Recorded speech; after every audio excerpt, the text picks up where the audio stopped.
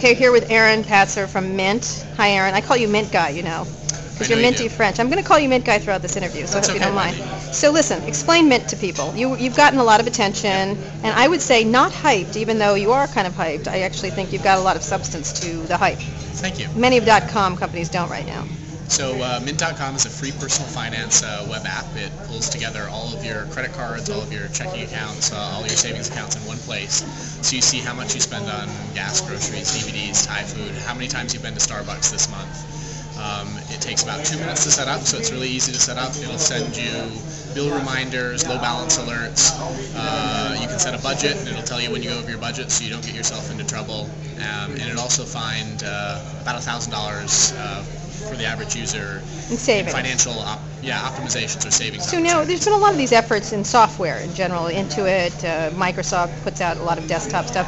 What's the difference here? Is it people are web-based? You're aiming at a different demographic, a younger demographic, correct? Right. So Mint is much easier to use. The Quicken and the Microsoft Money desktop of old took an hour to set up and an hour or two of basically inputting. Basically bookkeeping and balancing your checkbook.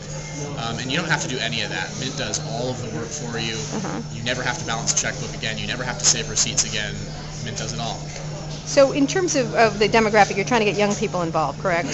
So right now our demographic is primarily in their 20s and 30s. Just people who really want to do more with their money and figure out where they're spending. Right, exactly. And why web-based versus, say, a software program? Well, you want it to be accessible anytime, anywhere, on any platform. So Mint works on Mac, on Linux, on PC. You can access it on your iPhone. You can get text messages for bill reminders. And very soon, in a few weeks' time, you'll be able to actually text in shortcode MyMint and get your balances up to date no matter where you are, right before you make a purchase. You don't have to have an ATM nearby. You don't have to call to check on your balance. You can just use Mint. So in terms of, you're adding investments into also? The idea of stocks and bonds? In the first quarter, so you'll be able to see all your IRAs, brokerages, and be able to see your total portfolio performance. All right, Mint Guy, how are you going to make a mint at this? This is you're free, completely free services, which is free. Web 2.0's favorite price. Yep, we make money if we can save our users money. So, for example, if we see that you have $20,000 at your Wells Fargo checking account and you're not earning any interest or you're only earning a quarter point, we might suggest that you move that to ING or HSBC or E-Trade Bank or Capital One Bank. You're going to earn 3, 4, 5% interest. So as a consumer, you're up, say, $800 a year. Mint has advertising or sponsored relationships with some of those banks, not all of them. We'll show you the best rates regardless.